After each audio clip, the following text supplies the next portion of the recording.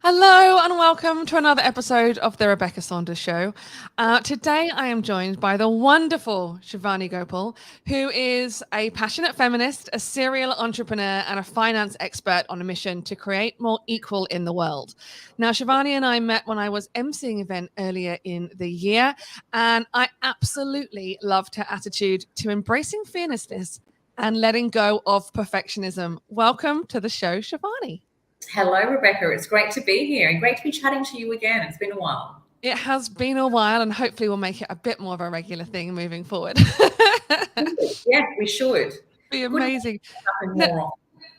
yeah, 100%. Now, you and I, we when we were talking and you presented your story, your background in terms of what got you to where you are now, as you know, as a bit of an introduction in a nutshell. Like, don't tell me your entire life story like we did in the presentation, but um, where have you come from to get to where you are now?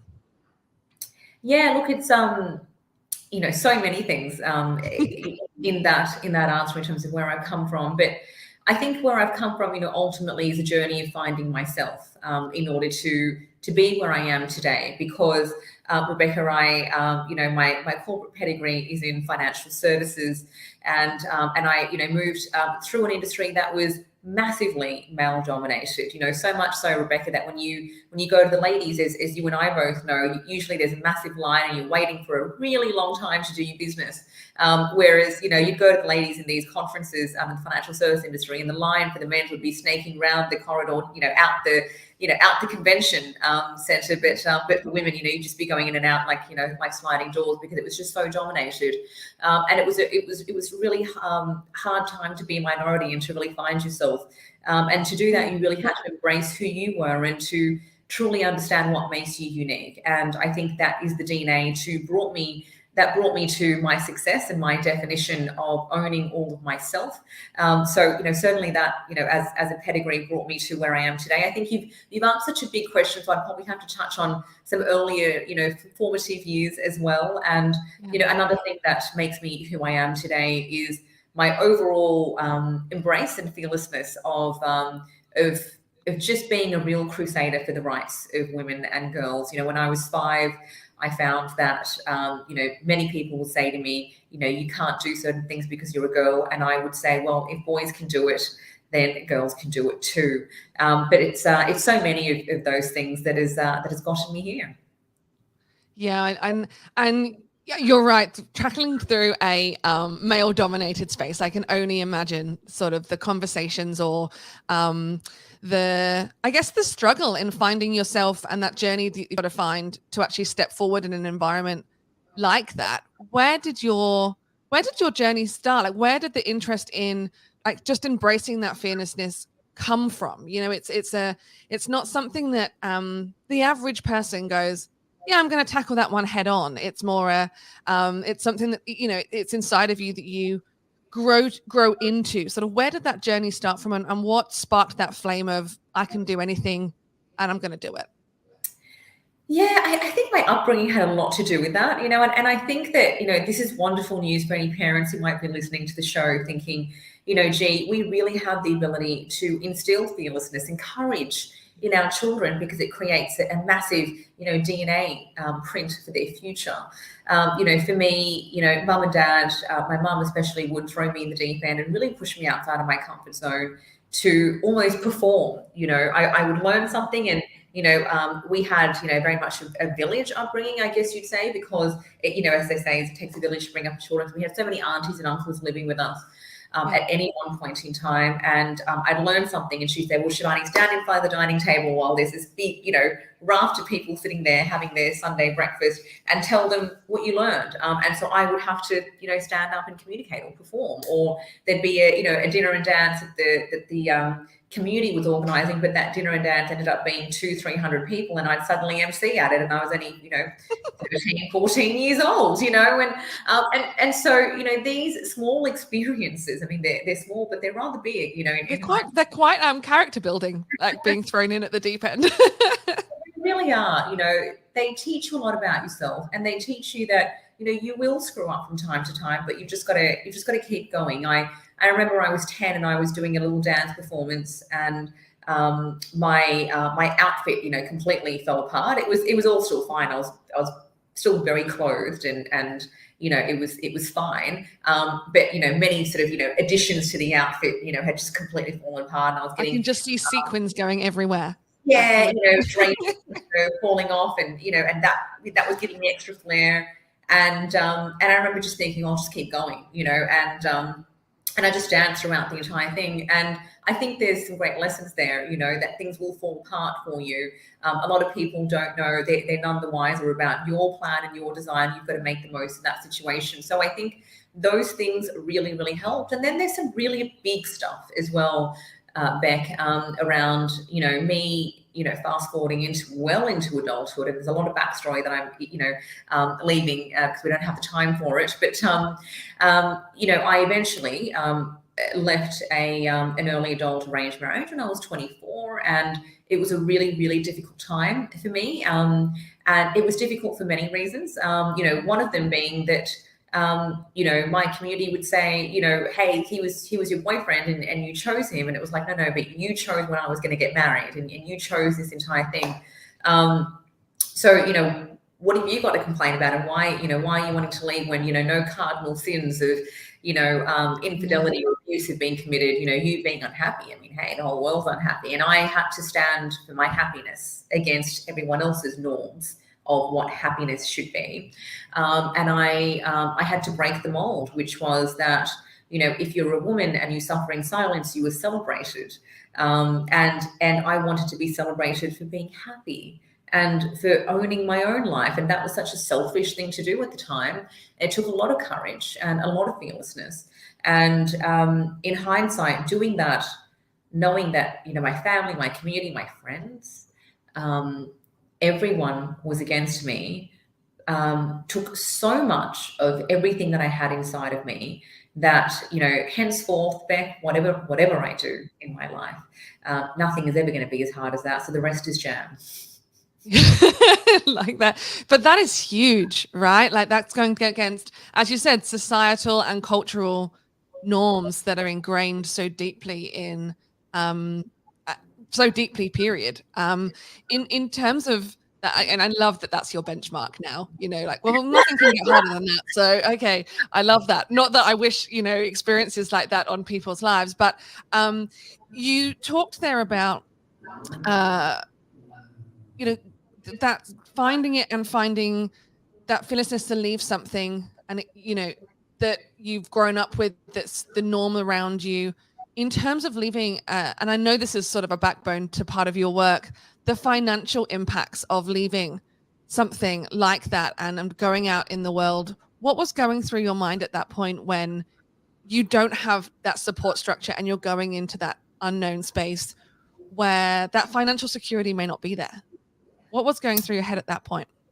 Run for the hills, do whatever you can and just get your freedom, and the rest can be sorted out later. And unfortunately, that is a very common thing that many women, you know, think. It's, you know, I don't have the luxury to think about my own financial freedom and my security. I just need an out.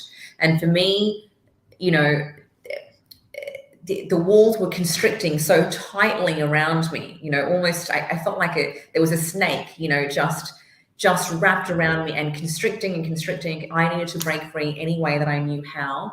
And unfortunately for me, that meant, you know, the equivalent of walking away with the clothes on my back. And I had to, you know, sign my life away in order to just break free. And I don't advise that to anyone. And it's for that reason that I am such a crusader now for financial literacy, financial awareness, financial empowerment, and the knowledge of the breadcrumbs that you go through in your relationship that you accept that leads you to financial abuse. Because I was a successful financial advisor by the time I left, but yet I still accepted those circumstances. I needed to run for the hills. I needed freedom, right?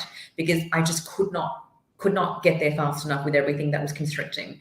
And I know how daunting that can be. But, you know, for me, I knew that I had a lot of other things going for myself: and education and income, opportunity, fearlessness, know-how, my own wit. And I knew that I could make my money. And it was, you know, that's okay. I've got my income and I'm going to be okay. And so having the platforms or the foundations to be financially independent are so important, because it then gives you the platforms to create assets for yourself. But I certainly don't advocate for women to do what I did, and just, I think it's so important to, if you can, take your time to be methodical about it, and to secure your assets, and to find allies who will support you in doing so. Because whenever you leave a situation like this, you've got to know, and it's easier to know this in hindsight, you've got to know that you are cultured to play small, to be nice, that you are valued, and your currency, your value is higher, the more that you are nicer and pleasing to everyone else, right? And so you're going to feel really sick and yuck and crappy about yourself when you're putting yourself first and asking for your worth, which is why you need allies around you saying, no, you're on the right path, you're doing the right thing, stay course. Because you will feel a hell of a lot of guilt, and there's a fine line between guilt and resentment. You've got to manage that. So that you can secure yourself financially. For me, one of the things though that really helped me break through was that realization though that I did know how to manage my money. I was sitting on a bus one day telling my girlfriend, how desperately unhappy I was and how I didn't know how I could leave this situation. And she said, well, how can you even afford to? And I said, well, I make my own money. I know how to, I'm financially secure that way. I can at least do that. But it made me aware of just how much harder it is for women, who don't have that, baseline. So it's so important that you reach out and you get support and you talk through it, because when you talk through it and you're starting to put yourself forward and saying, well, these are the assets that I think I need to retain. As you say that out loud, you will absolve yourself of some of the shame and the guilt that comes with that. And then you'll start to see the pathway, the agency to get there. And in terms of, it's not always a situation where, it's an arranged scenario that, leads to the unhappiness of it. It's not always escaping something that's a terrible situation. But regardless of any of that, you go into relationships with your significant other majority of the time, not expecting it to literally go, belly up or things to go wrong. Where, in your experience, should people start these? Should they have conversations within the relationship? Should they be looking at doing stuff much earlier on before it gets to a crunch time scenario?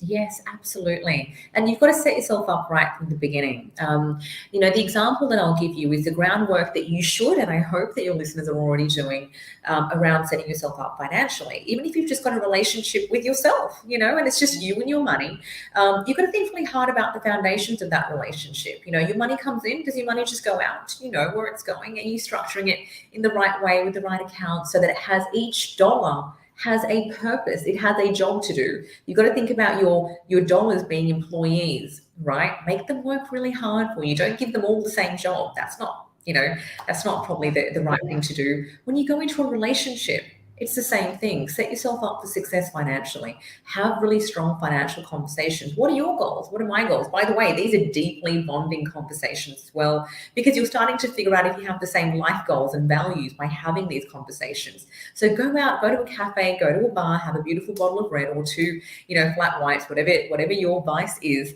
and have those conversations, and then talk about how you might want to structure your finances in order to get there. Often you'll find that two incomes are usually not the same. So, if you're moving in together, it's probably actually not equitable. So there's difference between equal and equitable, right? It's not equitable for the both of you to pay half on everything, right? If one earns, 50,000, another one earns, 100,000, and you're paying half, there's a massive differential there. So it should really be that one person pays 50% of the other person's amount. So it's equitable. It's apportioned to incomes, right? And that way you're both moving towards together.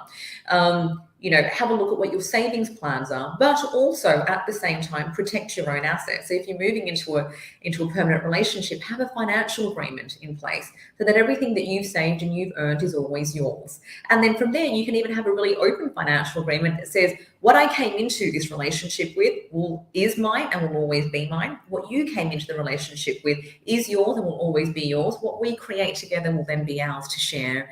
And if for any reason we don't work out, we'll walk away with that 50-50 or whatever you agree with. And you can just relax in that knowledge and move forward with confidence in your relationship. So, there's agreements that you can do, and then there are discussions that you can do. But importantly, you've got to think about, what is my relationship with money like for me? And what is it like for us? And then you can get those actions in order to get there. And those conversations, as you said, are very, very bonding. But I do know from my own experience in conversations that I've had, money conversations are not necessarily the easiest to start, right? You've got to have that little inkling of, I'm going to bring it back to that fearlessness piece of just, well, it's right, so we have to have the conversations. But money conversations are generally hush hush. It's like, oh, we can't talk about that, or oh no, that's never discussed. How have you sort of seen some of your clients over the years, or even yourself, adapt and navigate that other half, that other significant other, bringing them along for the journey that also breaks their norms? Because it's a very hard situation to tackle. It really is. And there's no reason why you need to make it hard on yourself or the other person, right? In fact, make it fun and make it enjoyable. So you would never go to someone, from a date and go, hey, you want to get married? Right? I mean, I know it used to happen a long time ago. Maybe it's still romanticized, but it's not quite practical. It's not going to work out for anyone, right? You date in Disney movies, no. Right? And you ease into these things. So you've got to do that with the money conversations too. So I wouldn't start with a conversation around, let's talk about money, because one of the beautiful things that, the two people bringing their lives together want to talk about is, what kind of life do we want to have together? What kind of dreams and goals and, holidays do we want to go on? And, what does success look like for you? And, what do you want next year to look like? And, do you want to go on holidays? And I really want to go on holidays too. Because you know what happens? In order to live life, you got to fund life. Right. Mm-hmm. And so what happens is that naturally you got to start talking about money. So start with some fun things. Start with, well, you know what? I would love for us to have date nights, once a week or once a month. And I don't want to be one of those couples that's accidentally scrambling for how are we going to fund this? Or, are we going Dutch this date, or are we not? Maybe we should actually plan some of this stuff in advance. So start with the breadcrumbs, start with small things, start with, how are you funding your date nights? Do you want to set up a little kitty together? And so certain money goes in and your date nights come out of that. Okay, great. Hey, you want to go on some holidays together? How are we going to fund that together? Now, slowly, you're talking about, well, how do we fund this future vision that we've got? This is so exciting. Let's sit down and make a plan around it. Okay, well, if we're thinking about that, then maybe it's time that you and I have really open conversations about, how much you're earning and how you might balance that with this, and how much I'm earning and how I'm balancing it with this. And then let's try to structure it in a way that we can actually fulfill this vision together for us. So it's a combined thing. It's an us discussion. It's a we discussion. It's not, I want to talk to you about money. How much are you bringing to the table? They're very different conversations. Yeah, you've almost gamified it there, I think, a little bit as well, in that having fun with it, right? I remember someone once told me, it was years ago, they said, we're talking about a concept that they called the OF account. I'm not going to swear on the podcast, so it's nice and clear for anyone to listen to. But it was the premise of this account was so that if anything went wrong, regardless of if you had to leave a scenario, you had the cash in the bank. If the car broke down, there was money there just to make it happen. And I do remember having those conversations and going, well, I've got this account. It's just sitting here with this money in it.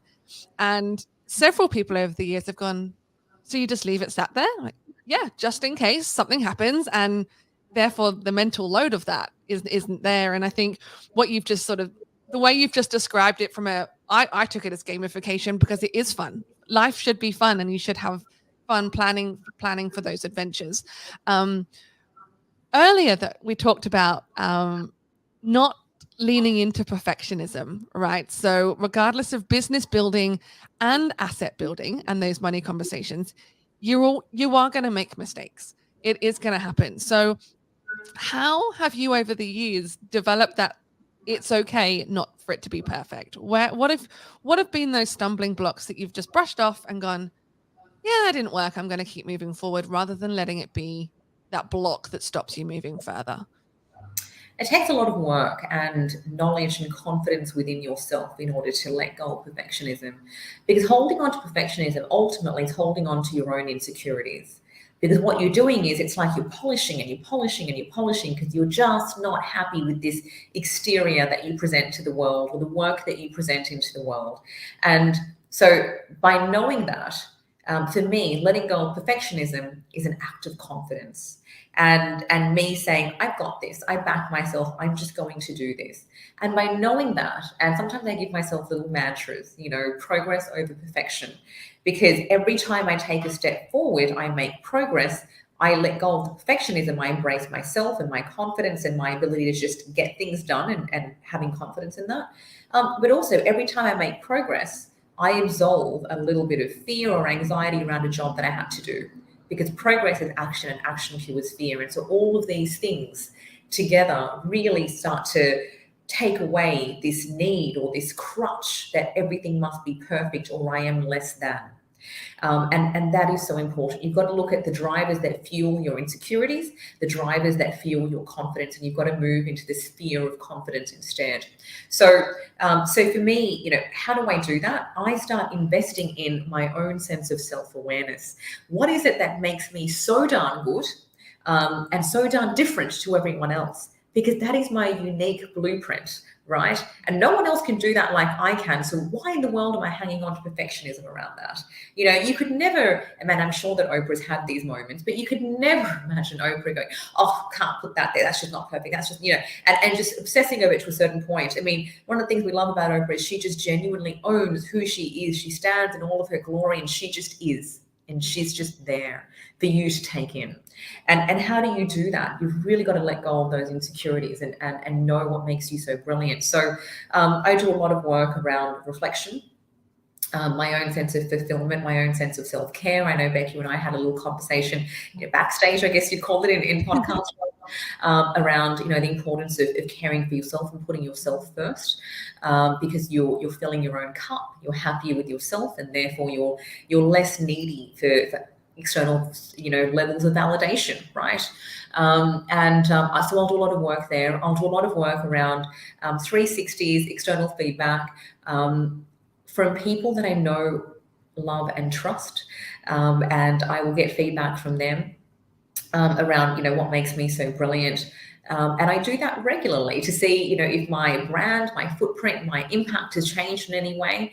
But what I often see instead is that I'm getting stronger and stronger in the areas that I'm investing my time in. So that just gives me a foundation of fearlessness, of knowledge. And you don't take a clipboard and send it to everyone. You do it with a trusted group, so that when I'm out in the world, I don't feel the need to be debilitated by a sense of perfectionism. So an example of that, Beck, is I know that communication is something that I am really comfortable with and I love sharing with the world, and it's a strength. I knew that you and I were having this podcast today. I didn't spend the weekend or the morning trawling through, I wonder what you might ask me. For me, I'm just going to be here and be present, and I'm going to respond to whatever it is that you ask me with my whole of self, because no one else can do that like I can. No one else has my background or my previous experiences. They can't answer those questions in the way that I can. So I'm just going to give you me. That's going to be enough, and that's going to be okay. So all of that work comes from that infusion of self-awareness, knowledge, confidence that feeds the ability to let go of the perfectionism. I guess that's how I do it. I love that, and thank you. It gave me the feels when you said, "Oh, I'm being here and present," because number one, so many people wants to see questions first. They want to be prepared, and they overthink and prepare of what people might want to hear. It's something that I talk about a lot from a video perspective of leaning into the uniqueness of you and not having comparinitis. It's very hard in all areas of work and life to see what essentially on social media I call the show reels of people's lives, the nice stuff they put out into the world, and not, put yourself in a position where you're constantly feeling that you're not good enough and you haven't got there. And I think you articulated that so well. From it's okay not to be perfect. We're all human, right? We're human. We are not programmed to be perfect. Now, Shivani, I know that you have a beautiful membership and group that you guide people through work, this type of work and that financial success. What is it about that community that you're building? What happens in there? Why are people being drawn into that space, and where do you see the impact of that being on the world?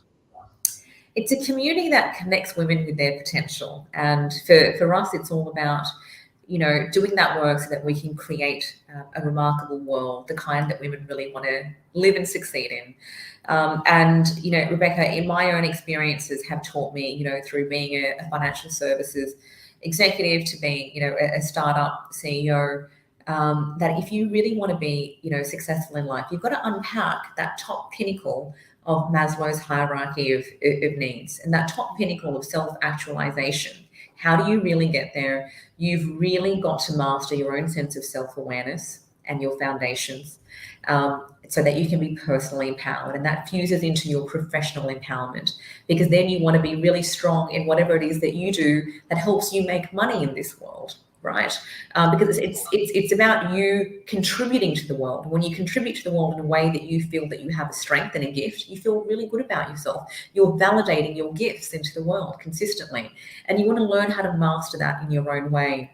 And so you've got to empower yourself professionally. And by doing so, you empower yourself financially. But then you've got to know how to make that money last as well and make it work for you. So those are the three key things that you must need. And so we've unpacked that through the Remarkable Woman's membership. And so everything that I've learned, I'm a learning junkie, as you can probably tell. And I've thought really long and hard about how can I possibly be successful? Why is it that I've, accelerated through, my corporate life, and how have I managed to do that despite being the minority time and time again, and feeling, many things that all of us have felt, that, goodness, I can't afford to fail, or everyone's going to think that I'm the imposter that I am, all of those things, right? How did I move past that? It was by really fusing into my own personal, professional, and financial success. And so that blueprint, all of those learnings, that methodology, is in our signature membership for any woman to be able to access. Our entire thing was, how can we help change the world for women really practically? And hence the signature membership was born. I love that. And I love everything about that membership, because without that tribe around you, with whatever that builds that tribe up, without that, you don't know what you don't know, right? You don't have those learnings, and you do need that cheer squad around you and those learnings. So if you haven't checked out The Remarkable Woman yet, where are we sending people, Shivani? Where can they find out more? Come along to theremarkablewoman.com.au, and come along. You can join the journey by coming along to our newsletters, or you can become a signature member and do all the stuff that I've done, but do it in a way that is beautifully structured and supported with the community with you. I love that so much. We'll be putting all of those links into the show notes. Shivani, thank you so much. I feel we've covered such a lot of ground, both personally and professionally today, and there are definitely some gold nuggets. Thank you for coming on the show and giving us your time. It's been such a soulful conversation. Thank you. And it's always such a pleasure to chat to you. We'll see you next time. See you.